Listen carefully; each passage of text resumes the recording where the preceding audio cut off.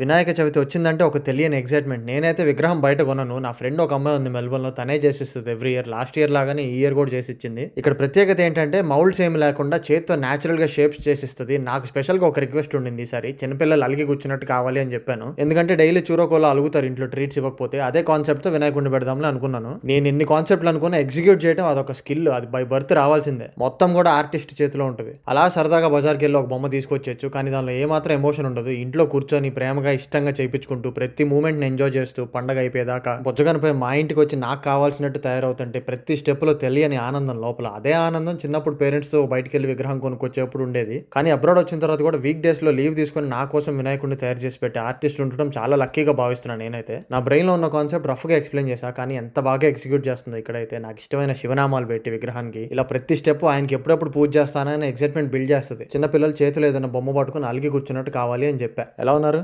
ఈయన మా సీసీ గణేష్. మీ అందరికీ వినాయక చవితి శుభాకాంక్షలు.